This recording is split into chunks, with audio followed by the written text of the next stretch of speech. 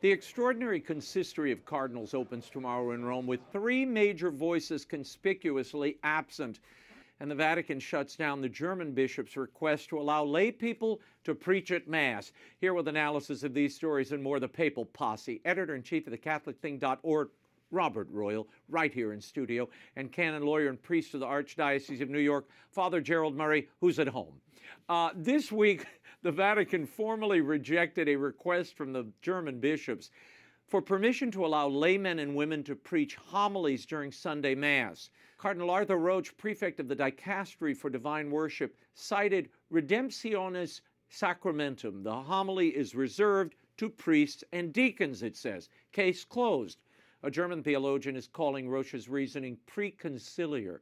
Ironic, since Cardinal Roche is hardly a traditionalist and an architect of Traditionis Custodes. Father, what do you make of the Vatican's ruling here and that accusation? No, it's a good ruling because it's by the nature of priestly preaching at the sacred liturgy, that it is a function of sacred orders that you now expound on the meaning of scriptures as a priest, as someone who not only offers sacrifice, but also teaches the flock. As regards as being conciliar, Jesus Christ and the apostles were before the Second Vatican Council. So we can't just discount something by saying, well, since it happened before Vatican II, it's no longer legitimate. In fact, that's just a political view of the way the church exists. The church exists as the conveyor of Christ's revelation. And one of the things revealed by Christ is that there's a sacred priesthood in the church, and the priesthood offers sacrifice and teaches the faithful. Bob, the German bishops have been pushing this since 1970. They were granted temporary permission in 73, in 77. Now, I guess the door is shut. Is this ruling likely to hold, or will the German bishops simply continue the practice like altar girls? Yeah, I think what we've seen is that they just go their own merry way. They don't pay much attention to Rome, although they don't want an absolute rupture, I think. What's curious about this is, this is part of, I think, their larger strategy. We've talked about this before. There's an irony that Vatican II wanted to declericalize the church, right. And here we are having lay people actually taking on clerical roles, which is kind of the reverse of what we thought. Lay people were supposed to take the faith into the world, and instead something different is happening. And I also get the impression that this was kind of the camel's nose under the tent. So you start with, having lay women and lay men preaching, and then, like having altar girls and like having extraordinary ministers of the Eucharist, suddenly people are starting to, enter the sanctuary at Mass. And so it makes it just gives that impression that we're moving in the direction that everybody eventually is going to be authoritative. Yeah, I liked it before when they had the door and they closed you off with the altar rail. That was much better. Made things very clear. You knew where you stood and everybody else did. The College of Cardinals convenes June 26th for Pope Leo's second Extraordinary Consistory. The agenda consists of international situation around the world, Magnificat Humanitas, the Pope's AI encyclical, and the Synod. Three prominent cardinals will not be there: Cardinal Joseph Zen of Hong Kong, Peter Erdo of Hungary, and Willem Eyck of the Netherlands, all sidelined by health. Bob, these are not three progressive cardinals. I mean, these are, their absence will be felt, considering, you've got Grech and Fernandez running the place. Yeah. Well, I really wish that we also had some greater substance about what was going to be discussed, because initially we thought we were going to be talking about liturgy, we thought we were going to be talking about the question of just war, and those seem to have been taken off the table, so that maybe there's going to be further reflection before they're actually going to be addressed. And, the Pope has been, in his Wednesday audiences, has been talking about liturgy. And he's been talking about it in a general way, but he hasn't gotten down to those things that are in the actual documents of Vatican II about what liturgy should be. So I think that has been kind of moved away. And we also see that there's a great controlling of what kind of conversations are going to take place. I think that probably the greatest advantage of bringing the cardinals together is going to be those private conversations, because what we're seeing in public just seems to be kind of almost a fear of letting things get too much out of hand at this point. Maybe that's why also the subject matter has been restricted. Yeah, Father, this agenda, it's rather interesting. We could spend a whole segment just on that, but I'm going to read you this. The agenda on this two-day affair is these are the questions they're entertaining. In what kind of world are we called to proclaim the gospel? The culture of power and the civilization of love, building in the good, the work sites of our time, and the path of implementing the synod. Here's an interesting thing. I want you to reflect on those topics, Father, but then Cardinal Mario Grech, who's the synod secretary, admitted this week that the synodal process has not yet achieved its goal. He says he'll only be satisfied when he sees a broad missionary movement, Father. I mean, that's remarkable after years of this process. Well, I think what we've gone from when the synod was a meeting of bishops convened by the Pope to talk about a specific topic, such as evangelization, Catholic education, the priesthood, priestly formation, the family. You know, we had great synods on all those subjects under John Paul II. And now we just have this like continual conversation about everything under the sun. I mean, to talk about how do we, deal in the modern world, I mean, you could spend the rest of your life expatiating about how the church should react to modern situations. It is a shame that the liturgy was taken off the agenda. That was supposed to be discussed back in January at the Extraordinary Consistory, rather. Then it didn't put on this agenda. They were going to talk about capital punishment, about just war. That's now seemingly off the table.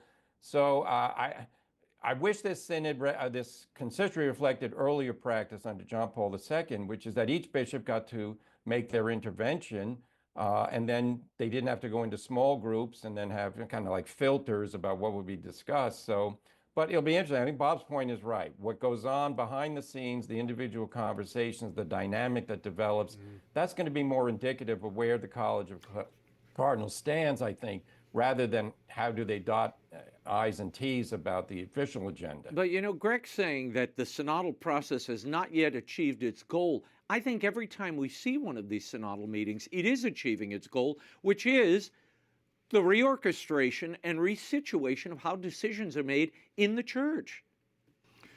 Yeah, I don't even know if it's that clear, because it seems to me, we've talked about, no one seems to know what synodality is other than talking with one another. Nothing wrong with that, of course. Well, we're being synodal here. This should be a synodal. No, I think the shocking thing about his statement for me was, my impression has been all this time that this synodal discussion has been very much internally organized. It doesn't seem to have been outward-facing at all. They keep talking about being outward-facing and evangelizing. And of course, if that were to come about, that would be a great consummation of this whole process. But you're right. I think what it talks about more than anything else is somehow the structuring of relations with one another, decisions, who has power, and that very much seems up in the air to me.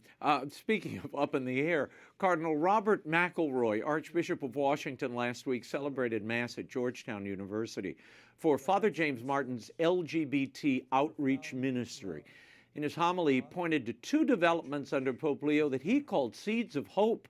First, Leo's April remark that church unity should, quote, not revolve around sexual matters, and that issues like justice and immigration should take priority. Second, the synodal study report, Group 9, that report that included testimony from two civilly married gay Catholics, and argues that concrete situations in which people find themselves are constitutive dimensions of how doctrine should be formed. Father, what is Cardinal McElroy talking about when he says is this a development of doctrine, or what's going on here?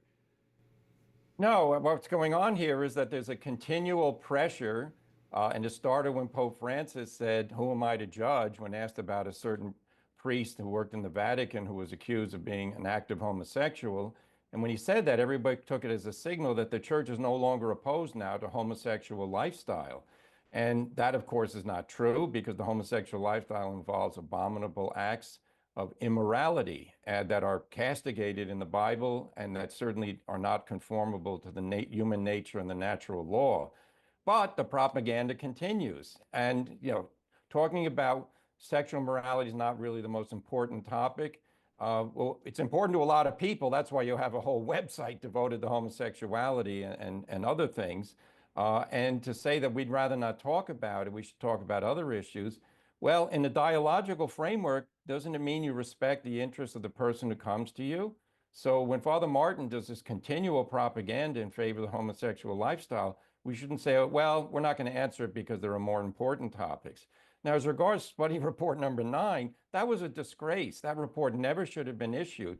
It contains an appendix with testimonies from 2 different so-called couples who are civilly married. And I remind you, if a Catholic man gets a civil marriage with another man, he's rejecting Catholic teaching about the nature of marriage. If he imagines that he has a husband, he's denying the created order. Men don't have husbands. It was an abomination for the Vatican to publish a document in which that claim is made. So Cardinal McElroy is just, I think, trying to, roll this steamroller down the road further, saying that it's inevitable that the church is going to accept the homosexual lifestyle. It never will, it never can, because the Catholic Church teaches God's revelation, not the fads of trendy people who think that sin no longer exists. We continue to move closer to those July 1st Episcopal consecrations by the Society of St. Pius X. The Society issued an open letter to Pope Leo and the entire College of Cardinals this week. It includes a 28-page profession of faith in which they say they cannot remain indifferent to where the church is being driven, and they hope the document will serve as a basis of frank discussion. Bob, they also in that document reaffirm their allegiance to Pope Leo, and they say we respect his authority. Your thoughts on where this is, assuming these consecrations go forward? Yeah. Well, look, the whole question about is who has the authority then to declare a crisis? Because I can declare a crisis about homosexuality, but I mean, I have no authority to implement that in the church. And so, yes, there are many things that they talk about that I think it would be right to re-examine.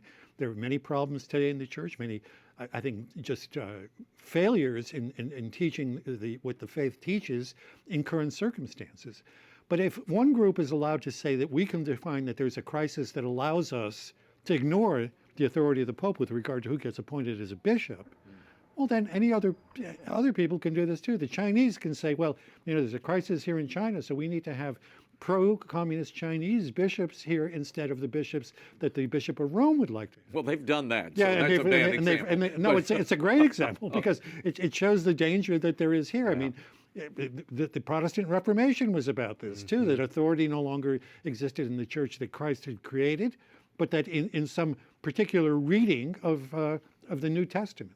So look, this is, I mean, it's awful that it's come down to this, but when this happens, I think we're going to see a tremendously difficult fallout for the church. Father, there are bishops like Bishop Athanasius Schneider, who we had on here a few weeks ago, that surprised me. He says the Pope should extend another olive branch toward SSPX, that these are faithful Catholics, and that he should bend over backwards and keep extending mercy to them as he does to other groups throughout the church and the world, even those outside of the faith. Your thoughts on that, and what might be the fallout of these consecrations? Well, I disagree with Bishop Schneider. I respect him, but true mercy is the truth. And the truth is you cannot be a traditional faithful Catholic and disobey the Pope when he directly orders you not to do something as grave as to consecrate or ordain a bishop. The bishops are ordained in order to rule in the church. Now, the people who are in the Society of Pius X claim, well, we're only ordaining bishops so they can sanctify, meaning conduct confirmations and ordinations, not rule, govern, and teach in the name of the church. But that's all just a smokescreen. These bishops exercise pastoral authority over a group of people who voluntarily attend masses with the society. They have priests who answer to them, etc. No, the tragedy here is that we have a group that Archbishop Lefebvre founded. Lefebvre signed a deal back in 1988, and then he reneged on the deal. And ever since, there's been a separatist spirit, which is that the society will tell the Holy See when they're ready, when the society is ready to submit to papal authority. It doesn't work in the church that way. Everyone is subject to papal authority because Christ named Peter the visible head of the church on earth. And Peter's successors enjoy the authority that Christ gave to St. Peter. They're the vicar of Christ. So to say we're subject to the Pope and we respect his office, meanwhile, on a matter of gravity, we're going to disobey him right to his face. And the Pope has spoken about this a number of times. He's very hurt that this is going to happen. They unfortunately are stubborn about it. And I use that word because it's a spiritual category. Spiritual resistance to sacred authority is not a virtue. It's something that has to be done away with. If there's a crisis in the church, and there are many crises in the church, deal with it. The ordaining bishops on July 1st is not going to stop the crisis in the church. It is not a necessary remedy, and there should be submission to the Holy See on this. Bob, any final words on this before we go? No, I think I'm going to leave it with the authority of the canon lawyer. Okay, we'll defer to our canon lawyer on the panel. Father Bob, thank you so much for being here. And you can check out this week's Prayerful Posse over on Arroyo Grande. We delve into some of these issues in a bit more depth. Robert Royal, Father Gerald Murray, thank you both for being here.